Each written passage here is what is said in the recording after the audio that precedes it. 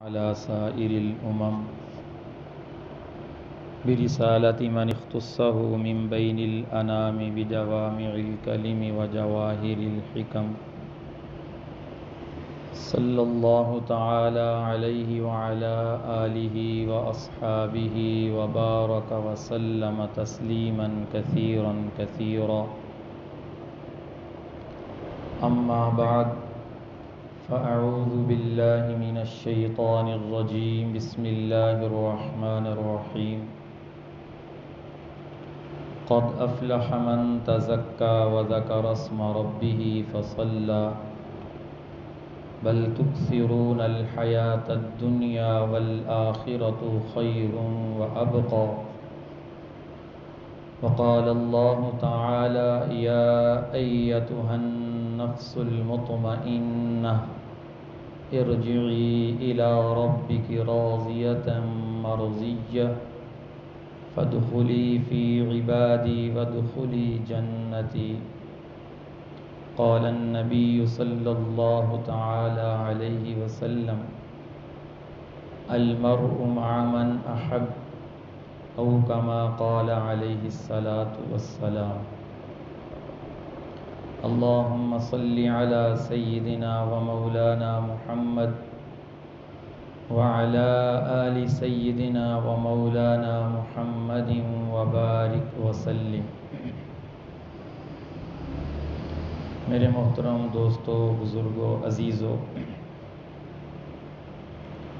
دنیا کے اندر ہر آنے والا انسان تربیت کا محتاج ہے. جب تک انسان کی تربیت نہیں ہوتی، اصلاح نہیں ہوتی، مشائخ نے لکھا ہے وہ صحیح انسان بھی کہلانے کا مستحق نہیں ہے. ہندوستان میں ایک بہت بڑے عالم گزرے ہیں جن کو اللہ تعالیٰ نے علم و معرفت کا ایک ذخیرہ عطا فرمایا تھا، جن کا نام تھا حضرت مولانا سید ابو الحسن ندوی رحمۃ اللہ علیہ. ایک بہت بڑے جلسے اور پروگرام میں تشریف لائے تو ان کو دعوت دینے والے نے بہت بڑے بڑے القابات کے ذریعے دعوت دی. تو جب آپ مائک کے سامنے منبر پر تشریف لائے، آپ نے ایک جملہ ارشاد فرمایا کہ میرے بھائی نے تو میرے لیے بڑے بڑے القابات استعمال کیے، میں یہ تمنا کرتا ہوں کاش مجھے صحیح انسان کہہ کر بلایا جاتا. صحیح انسان ہی میرے لیے بہت بڑا شرف ہے. معلوم ہوا جو انسان اصلاح اور تربیت سے خالی ہوتا ہے وہ انسان نہیں، کوئی اور ہی چیز ہوتا ہے. اور عالم مثال میں جس انسان کے اندر جس جانور کی صفات ہوتی ہیں، عالم مثال میں اس کی شکل ویسے ہی بنا دی جاتی ہے. اور یہ کتابوں کے اندر کئی ایسے واقعات لکھے ہوئے ہیں کہ جن اللہ والوں کو اللہ تعالیٰ نے کشف کی دولت عطا فرمائی تھی، ان کو بعض مرتبہ انسان جانوروں کی صورت میں نظر آتے تھے. حضرت مولانا احمد علی لاہوری رحمۃ اللہ علیہ فرماتے ہیں کہ میں لاہور کے کسی بازار میں جا رہا تھا تو ایک مجذوب سڑک کے کنارے بیٹھا ہوا تھا. اس نے میرا پاؤں پکڑ لیا اور مجھے روک لیا. تو مجھے کہنے لگا تم کہاں رہتے ہو، تم کون ہو؟ تو میں نے بتایا. وہ مجذوب کہنے لگا کہ میں نے کئی دنوں کے بعد آج انسان دیکھا ہے. کافی دنوں سے میں اس بازار میں بیٹھا ہوں،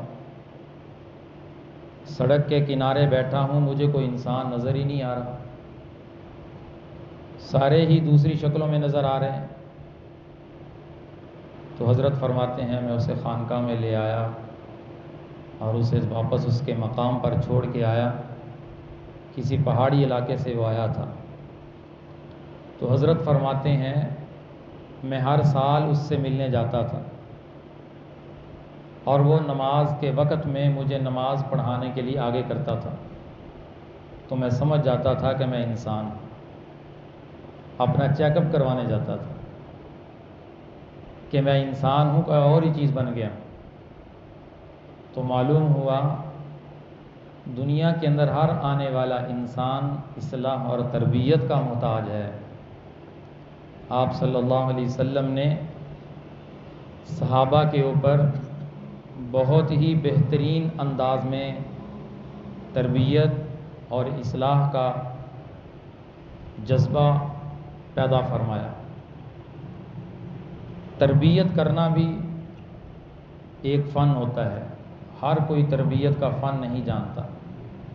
اللہ تعالیٰ تربیت کرنے کا فن سب سے زیادہ انبیاء علیہم السلام کو عطا فرماتے ہیں، اور انبیاء کے بعد اللہ تعالیٰ انبیاء کے نائبین، وارثین، مشائخ عظام کو عطا فرماتے ہیں۔ آپ صلی اللہ علیہ وسلم نے صحابہ کی جتنی تربیت فرمائی، آپ صلی اللہ علیہ وسلم کا طریقہ احادیث میں موجود ہے کہ کس انداز میں ان کی تربیت ہوئی ہے، اور اللہ تعالیٰ نے کہاں سے کہاں انہیں پہنچا دی۔ ایک صحابی آپ کی خدمت میں حاضر ہوئے، کہنے لگے یا رسول اللہ، زنا کرنے کو دل کرتا ہے۔ آپ صلی اللہ علیہ وسلم نے اسے یہ نہیں کہا کہ تم میری مجلس سے بھاگ جاؤ، کوئی تھپڑ نہیں رسید کیا، کوئی سختی سے ڈانٹ ڈپٹ نہیں کی۔ آپ نے اس صحابی سے کہا مجھے یہ بتاؤ، اس نوجوان سے کہا کہ جو کام تم کرنا چاہتے ہو، کیا تم چاہتے ہو کہ یہ کام تمہاری ماں کے ساتھ کوئی کرے؟ اس نے کہا میں تو نہیں چاہتا۔ تیری بہن کے ساتھ کوئی کرے؟ کہنے لگا میں نہیں چاہتا۔ تیری بیٹی کے ساتھ کوئی ایسا کرے؟ کہنے لگا میں تو نہیں چاہتا۔ آپ صلی اللہ علیہ وسلم نے اس کے محرم خواتین کا ذکر فرمایا، اس نے ہر بات پہ انکار کیا، تو آپ صلی اللہ علیہ وسلم نے اس نوجوان سے کہا کہ اسی طرح کوئی بھی نہیں چاہتا کہ ہماری کسی محرم خاتون کے ساتھ کوئی غلط کام کرے۔ جب تم نہیں چاہتے، کوئی اور بھی نہیں چاہتا۔ تو اس انداز میں جب اس سے گفتگو ہوئی، اس نوجوان کا سینہ اس غلط خواہش سے پاک ہو گیا۔ آپ صلی اللہ علیہ وسلم نے تربیت فرما دی۔ گناہ کا جو جذبہ، جو خیال اس کے دل میں آیا تھا، آپ کی تربیت سے، آپ کے سمجھانے سے، آپ کی واعظ و نصیحت سے وہ نکل گئے۔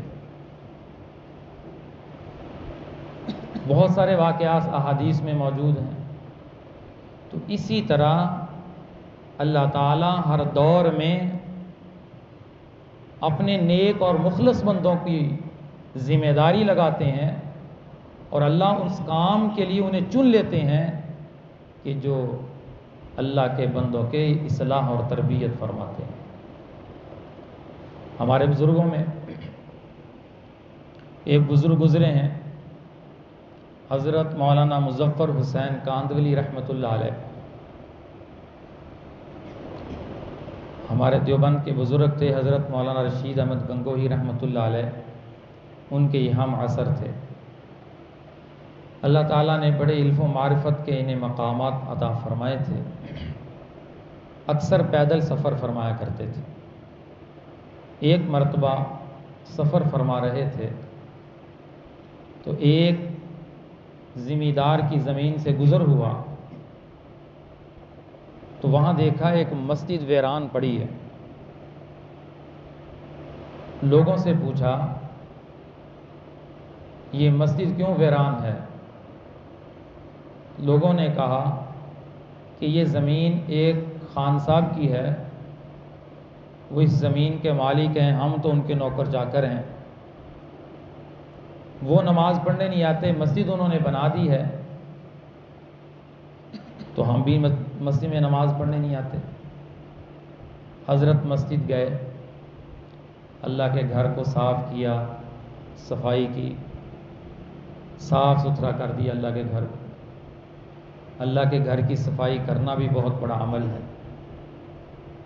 مفسرین نے لکھا ہے کہ اللہ کے گھر کی صفائی علاقے کے بڑے کو کرنی چاہیے، علاقے کے سردار کو کرنی چاہیے، اس لیے کہ اللہ تعالیٰ نے اپنے گھر کی صفائی کا حکم انبیاء کو دیا ہے، اور انبیاء علاقے میں معزز ترین لوگ ہوتے ہیں۔ ان طہرا بیتی للطائفین، اے ابراہیم، اے اسماعیل، تم میرے گھر کی صفائی کرو، انبیاء کو حکم ہے۔ حدیث میں آتا ہے ایک عورت مسجد کی صفائی کیا کرتی تھی، ایک رات وہ فوت ہو گئی۔ صحابہ نے آپ علیہ الصلوۃ والسلام کو جگانا، بیدار کرنا گوارا نہ کیا کہ آپ علیہ السلام کو تکلیف ہوگی، جنازہ پڑھا اور دفنا دی۔ تو آپ صلی اللہ علیہ وسلم نے پوچھا کہ وہ عورت جو صفائی کیا کرتی تھی وہ نظر نہیں آتی؟ تو صحابہ نے عرض کی یا رسول اللہ وہ تو انتقال کر گئی، رات کا وقت تھا، ہم نے آپ کو بیدار کرنا اس لیے نہیں گوارا کیا کہ آپ کو تکلیف ہوگی۔ تو آپ صلی اللہ علیہ وسلم نے فرمایا وہ تو اللہ کے گھر کی صفائی کیا کرتی تھی۔ آپ اس عورت کی قبر پہ تشریف لے گئے اور آپ نے اس کی نماز جنازہ وہاں پہ پڑھی۔ اس کی نسبت کس کے ساتھ تھی؟ اللہ کے گھر کے ساتھ۔ تو معلوم ہوا کہ اللہ کے گھر کی صفائی، اللہ کے گھر کو صاف ستھرا رکھنا یہ بہت بڑا عمل ہے۔ تو حضرت نے مسجد کی صفائی کی، مسجد کی صفائی، اور مسجد کے اندر ٹوٹی پھوٹی چٹائیاں تھیں، صفے تھیں، اور خان صاحب کے گھر میں بڑے بڑے قالین تھے۔ حضرت مولانا احمد علی لاہوری رحمۃ اللہ علیہ فرماتے ہیں دنیا دار لوگ مسجد بنا لیتے ہیں، مسجد میں آتے نہیں ہیں، اور مسجد میں بعض مرتبہ ٹوٹی ہوئی صفیں رکھی ہوتی ہیں۔ فرمایا ان ٹوٹی ہوئی صفوں پر اللہ کی رحمت برستی ہے، اور جو اللہ سے بغاوت کا اعلان کر کے اپنے گھروں میں بیٹھے ہیں ان گھروں پر اللہ کی لعنت برستی ہے۔ جس نے پھٹے پرانے کپڑے پہنے ہیں، سادہ انداز ہے، گھر سادہ ہے، لیکن فرمایا اس کی زندگی میں اللہ کے حکم موجود ہیں، اس کے پاس رسول اللہ صلی اللہ علیہ وسلم کی محبت اور سنت موجود ہے، ایسے شخص کے اوپر اور ایسے شخص کی ساری چیزوں کے اوپر اللہ کی رحمت برستی ہے۔ اور جس نے اللہ سے بغاوت کی ہے اس کے پاس گاڑی ہے، اس کے پاس کار ہے، اس کے پاس بنگلہ ہے، اس کے پاس اچھا مکان ہے۔ فرمایا حضرت لاہوری رحمۃ اللہ علیہ نے اس شخص کے اوپر اللہ کی لعنت برستی ہے، اس کی گاڑی پر اللہ کی لعنت برستی ہے، اس کے مکان پر اللہ کی لعنت برستی ہے، اس کی ہر چیز پر اللہ کی لعنت برستی ہے، کیونکہ یہ اللہ سے بغاوت کا اعلان کیے ہوئے ہے۔ جو اللہ سے بغاوت کرتا ہے اللہ کی رحمت اس سے روک لی جاتی ہے۔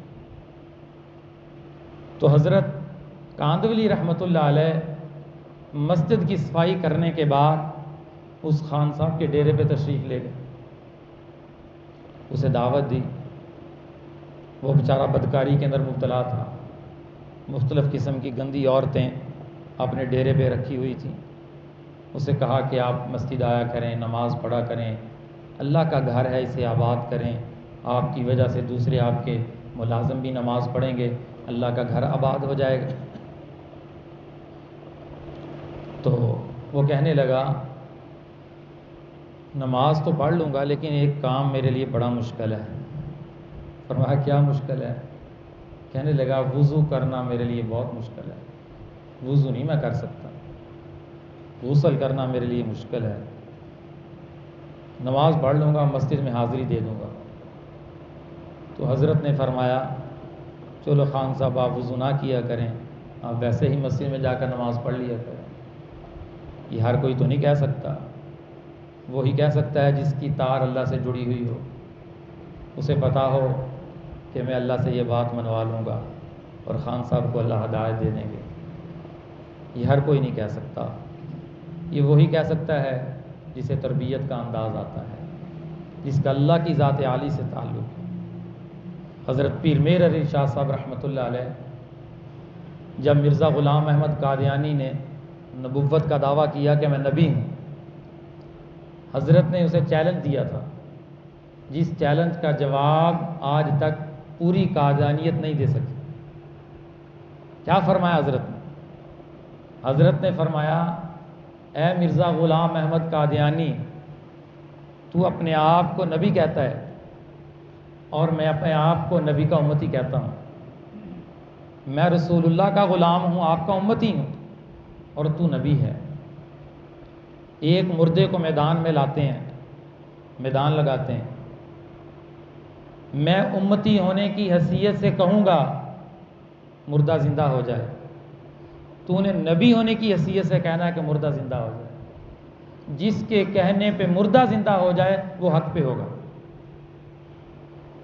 لیکن وہ مقابلے میں نہیں آ سکتا۔ یہ بات وہی کہہ سکتا ہے جسے یقین ہو میرے ہاتھ اٹھیں گے اللہ کا عرش تک پہنچ جائے گی دعا، یہ وہ کہہ سکتا ہے۔ حدیث میں آتا ہے بعض اللہ والے ایسے ہوتے ہیں اگر وہ کسی کام کرنے پہ قسم اٹھا لیں، اللہ ان کی قسم کو لاج رکھتے ہوئے ان کے کام کو پورا کر دیتے ہیں، ان کی قسم کی لاج رکھتے ہیں۔ حضرت سفیان ثوری رحمۃ اللہ علیہ، ان کے وقت کا بادشاہ تھا خلیفہ منصور، حضرت کے خلاف ہو گیا کسی بات پہ۔ حضرت مکہ مکرمہ میں تھے، اس نے آرڈر جاری کر دیا کہ سفیان ثوری کو پکڑو اور سولی پہ لٹکا دو۔ تو ایک بزرگ دوڑتے ہوئے آئے، کہنے لگے سفیان رحمۃ اللہ علیہ سے کہنے لگے، اے سفیان یہاں سے نکل جاؤ، آپ کی سزائے موت کے آرڈر جاری ہو چکے ہیں۔ حضرت وہاں سے اٹھے، بیت اللہ کے قریب آئے اور اللہ تعالیٰ سے کہا، عاشقوں کی باتیں بھی عاشقانہ ہوتی ہیں، کہنے لگے اللہ اس زمین پر، اس مکہ مکرمہ کی زمین پر خلیفہ منصور کو آنے سے پہلے اس کا کوئی حل نکال دے، وہ یہاں داخل نہ ہو سکے، وگرنہ میں تجھ سے دوستی توڑ لوں گا۔ وہ کہہ سکتے ہیں جن کی عشق اور محبت اللہ سے جڑا ہوتا ہے۔ تو لکھا ہے واقعہ میں خلیفہ منصور مکہ مکرمہ کی سرزمین پر داخل ہونے سے پہلے مر گیا تھا۔ من عاد لی ولیا فقد آذنتہ بالحرب، جو میرے نیک بندوں سے دشمنی کرتا ہے میں اس کے مقابلے میں آ جاتا ہوں، میرا اس کے خلاف اعلان جنگ ہے۔ ایک اللہ کا نیک مخلص بندہ جس کی تار اللہ سے جڑی ہوئی تھی، سفر کر رہا تھا، جا رہا تھا، مجذوب تھا،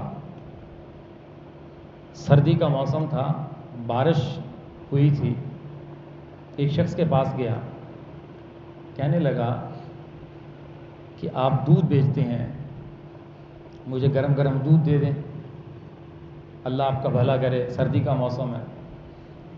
تو اس نے کہا کہ مجذوب آدمی ہے، اس نے اسے دودھ پلا دیا۔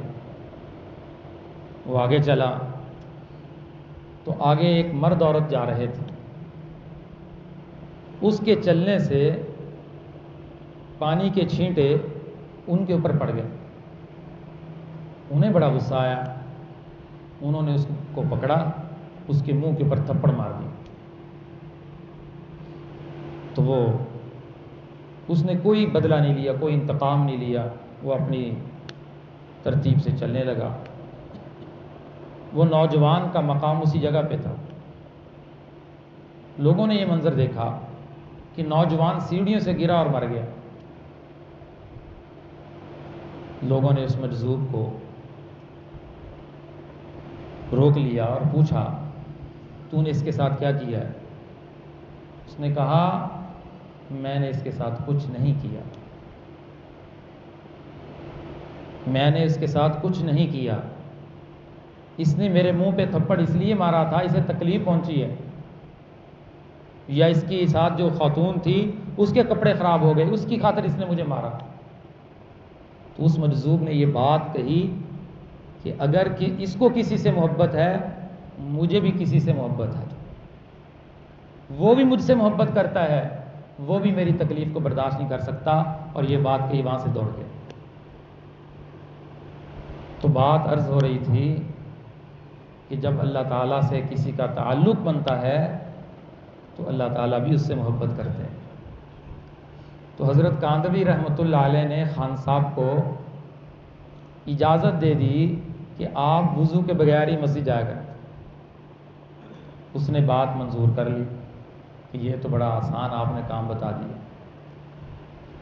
اللہ اکبر، حضرت کچھ دور گئے اور اللہ کے سامنے کھڑے ہو گئے، نوافل پڑھے، سجدے میں چلے گئے۔ سجدے میں جا کر اللہ تعالیٰ سے رونا دھونا شروع کر دی کہ یا اللہ میرے بس میں جتنا تھا میں نے کر دیا، آگے آپ کر دیں۔ میرے بس میں اتنا تھا، میں نے تیرے گھر کی صفائی کی، خان صاحب کے ڈیرے پہ گیا، تیرا گھر بے آباد تھا، میرے دل میں آیا کہ تیرے گھر کو آباد کروں، اور آباد کرنے کے لیے ان کی ضرورت تھی، تو میں نے تیرا پیغام اس تک پہنچا دیا ہے۔ میرے بس میں جو تھا وہ ہو گیا، وہ میں نے کر دیا۔ اے اللہ میری اس کام کی لاج رکھ لے، تو اسے ہدایت نصیب فرما۔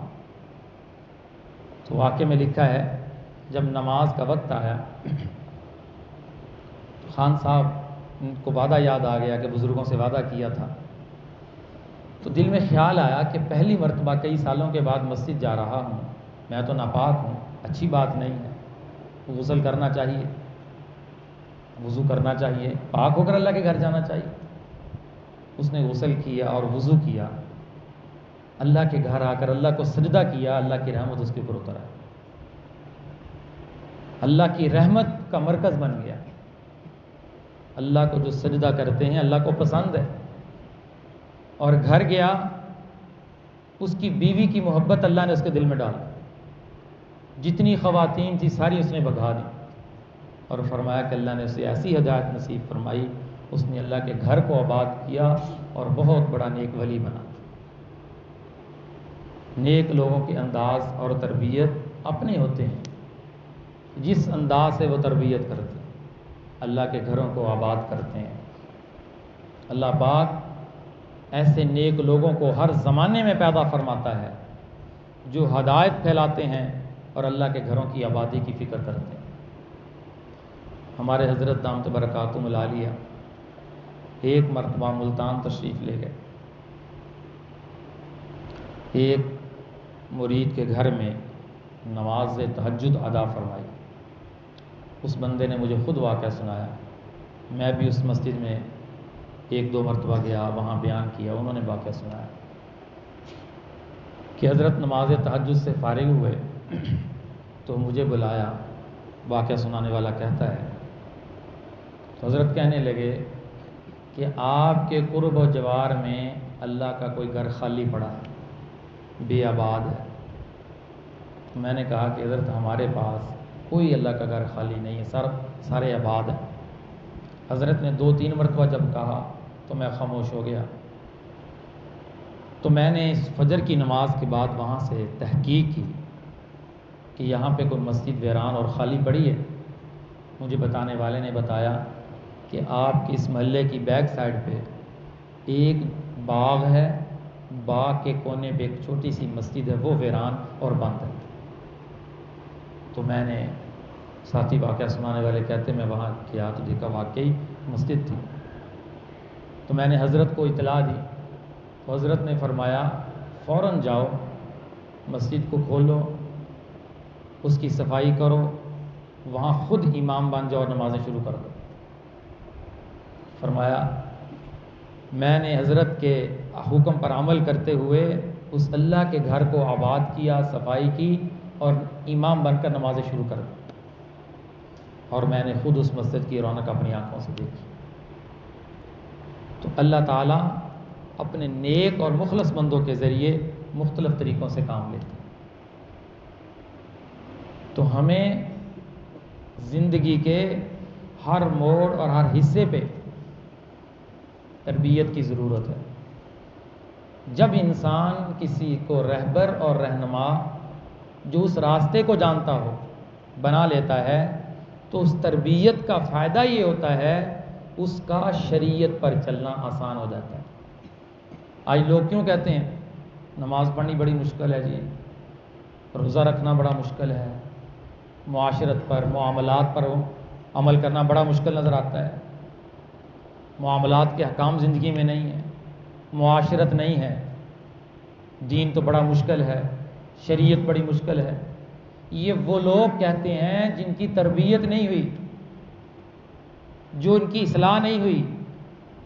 اگر ان کی تربیت اور اصلاح ہو جائے، یقین سے کہتا ہوں کہ ان کو شریعت پر چلنا ان کے لیے آسان بھی ہوگا اور ان کو اللہ کے حکم پر عمل کرنے کا مزہ بھی آئے۔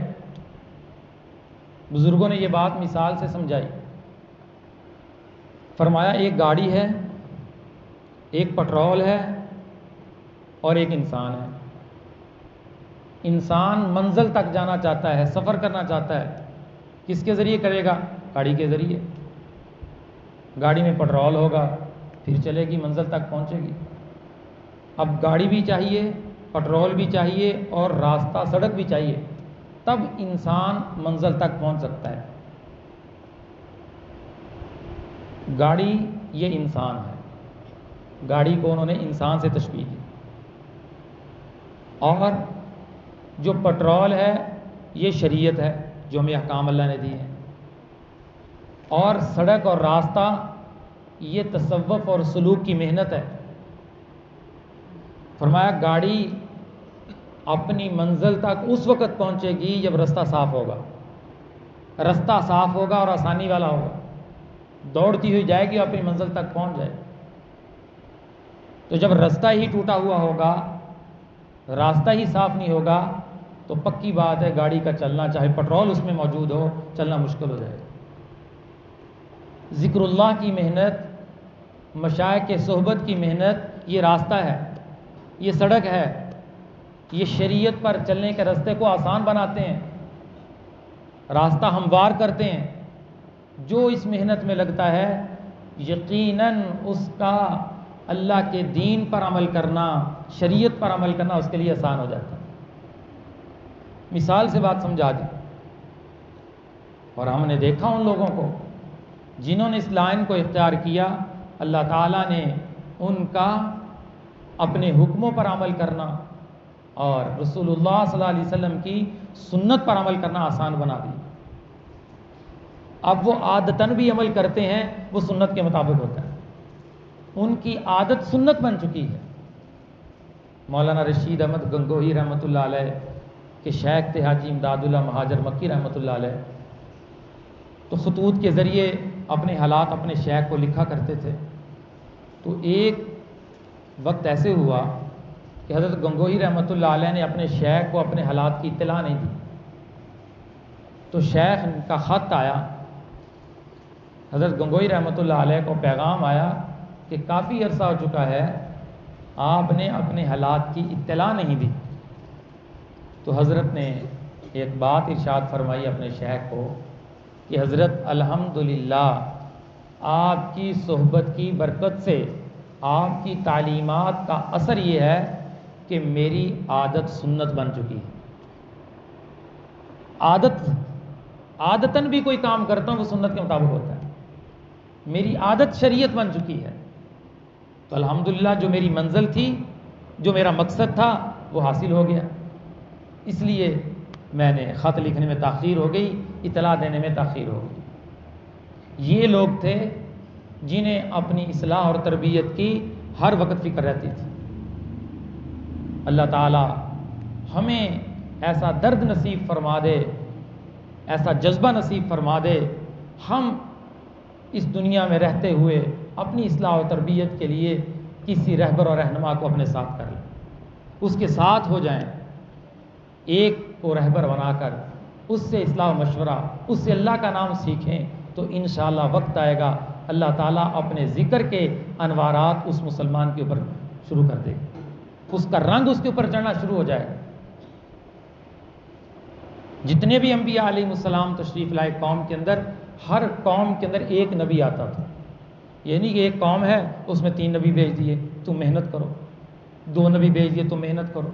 ہر علاقے میں، ہر شہر میں ایک نبی ہوتا تھا، ایک قوم کی طرف ایک نبی آتا تھا۔ اگرچہ ایک وقت میں مختلف انبیاء زمین پر موجود رہے ہیں، لیکن ان کی قوم، ان کے علاقے مختلف ہوتے تھے۔ ایک علاقے میں حضرت شعیب علیہ السلام ہیں، دوسرے علاقے میں دوسرے نبی ہیں۔ ایک علاقے میں ابراہیم علیہ السلام موجود ہیں اور دوسرے علاقے میں لوط علیہ السلام موجود ہیں۔ ابراہیم علیہ السلام کے پاس فرشتے آئے، مہمان نوازی کی، پوچھا تم کہاں جا رہے ہو؟ کہنے لگے لوط علیہ السلام کی قوم کو عذاب میں مبتلا کرنے جا رہے ہیں۔ معلوم ہوا کہ ابراہیم علیہ السلام کی جو قوم تھی، جو علاقہ تھا وہ اور تھا، لوط علیہ السلام کی قوم اور علاقہ اور تھا۔ تو ایک نبی ایک قوم میں آتا تھا۔ تو جب انسان کسی نیک اور مخلص، اپنے سے زیادہ واقف کار کو اپنا رہبر اور رہنما بناتا ہے، دنیا کے کام میں دیکھ لے، جب ڈاکٹر کی صحبت میں رہتا ہے تو ڈاکٹر بنتا ہے، انجینئر کی صحبت میں رہتا ہے تو انجینئر بنتا ہے، تاجروں کی صحبت میں رہتا ہے تو تاجر بنتا ہے۔ تو اسی طرح جب تربیت کے لیے تربیت والوں کی صحبت میں رہے گا تو اس کی بھی تربیت ہو جائے گی۔ جب متقی بننے کے لیے تقوی والوں کی صحبت میں ان سے تربیت حاصل کرے گا تو یہ بھی انشاءاللہ متقی بن جائے گا۔ اللہ کی محبت حاصل کرنا چاہتا ہے، جب ذکر اللہ سے محبت کرنے والوں کی صحبت میں وقت گزارے گا، انشاءاللہ اللہ اسے اپنا تعلق، اپنی محبت نصیب فرما دے۔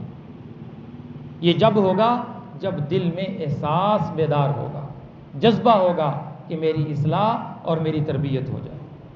اللہ تعالی ہمیں اپنی اصلاح اور تربیت کی توفیق عطا فرما دے۔ اصلاح اور تربیت کون کر سکتا ہے؟ مشائخ نے اس کے لیے 7 چیزیں لکھی ہیں۔